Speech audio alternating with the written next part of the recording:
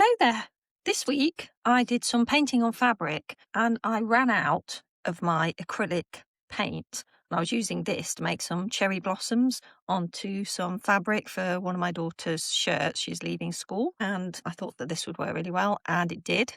Unfortunately, I ran out of it, so I rushed off to the range and bought some more acrylic paint, and I thought, it's cheap as chips, this will do. I'll use this pink one and lighten it with some of the white. But it's actually quite translucent, so I wanted to show you these so that you know, if you wanted to go and get some acrylic paint, what sort of thing the range is selling at the moment. They used to sell some quite high-end craft and art products, but these I think may be actually made by the range. They're called Art Studio, and to be fair, the whole pack of these I think was $3.99. It's either $3.99 or $4.99, so it was pretty cheap. I haven't got the receipt, so I can't double check, but it was definitely less than a fiver. So that's pretty good value, to be fair, for all of this acrylic paint. Bear in mind the size of the tubes. Now, I think these are still going to be really great for making collage material, so just sloshing on some paper to add some pretty pastel colours. But when it came to using for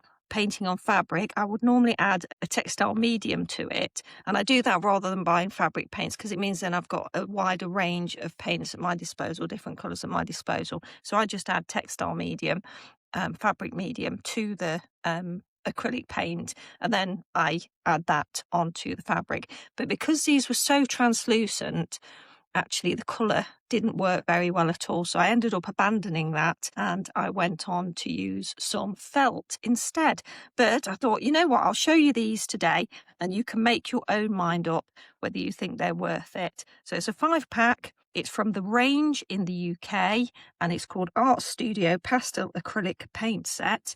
And let's have a quick slosh about today and see what they look like. My desk is not particularly tidy at the moment, so I apologise for that, but it's the only way I can get all of this in line, and I've actually got several projects on the go, and you know what it's like. No matter how much space you've got, you always end up working like a 6-inch square anyway.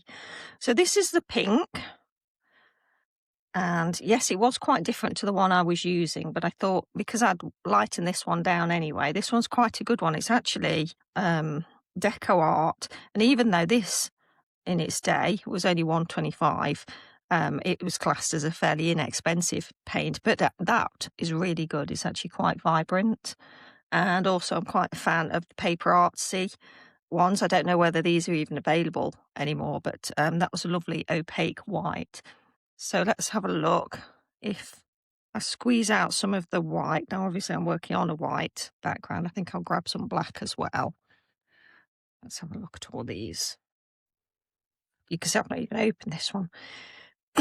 So I will peel off that, and I haven't opened these either. Now, clearly they are pastel, so they're going to be they're not exactly going to be vibrant shades anyway, but it's the fact that it was so translucent, the white and the pink, that it just didn't work at all on the fabric. And it's just not a lot of pigment in them.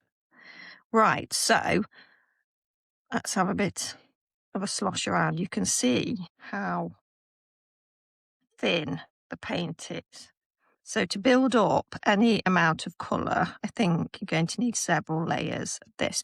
Now, that's not the worst thing, because a nice sort of semi-translucent, transparent layer is actually really good for mixed media. So I'm not saying that they're bad paints, they just didn't work for the application that I was using. And because they were so thin, I think if you're looking for anything with a bit of pigment, anything a bit brighter or anything that has a bit of coverage, I think you'd be quite disappointed with these paints. Now I'm using the palette knife to spread it around just because I don't want to get my brushes mucky, and this is nice and easy to wipe off. Now let's see. So the white does mix nicely. It did mix with the other colours and with the pink rather. And I did use it with some of my other paints, and it worked absolutely fine to dilute the colour down, to lighten the colour. It's just the actual, it's just still very transparent. So you can see it does do its job in lightening, but it's still no strength of colour. To be fair, the white's not bad at all, is it? and we'll see what that dries like. So I think this makes a lovely, not waste any of it. This makes a lovely background for something. It makes some lovely collage material. So if you're going to rip it up and stick it back down again to something, if you're going to use it on the gel plate, that might give a nice translucent background as well. But I just think people might want to be aware of how sort of, dare I say, wishy-washy the paint is. Just no actual strength to it. So there you go.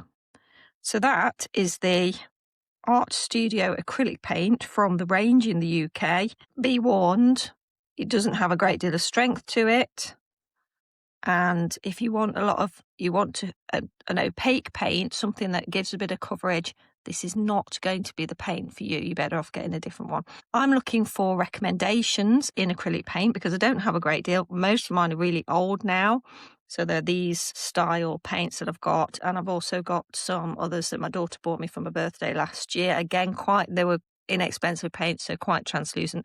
So I'm looking to get a better set for doing some proper artwork. So I'm looking at Winsor Newton or maybe Liquitex. So please let me know if you use acrylic paints as an artist for crafting or for artwork, and you found a brand that you really like at a fairly decent price point, or if you think that the more expensive paints are worth their weight, then let me know because I want recommendations.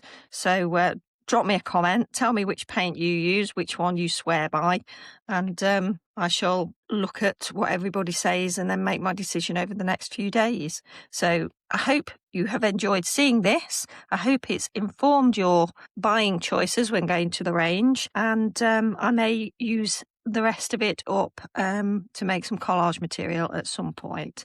So thanks for joining me. If you're on my subscriber email list, I am going to be doing an email subscriber giveaway soon. So if you've not signed up, then obviously the link will be somewhere down below, no doubt.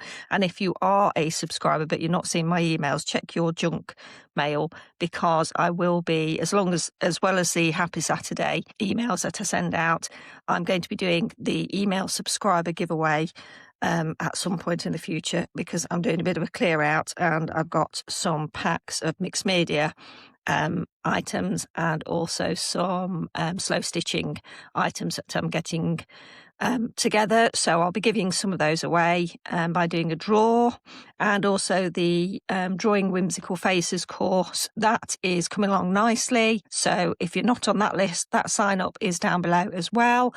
And take care, and I'll see you in the next video. Bye. And this is on black. Let's see if it looks any better.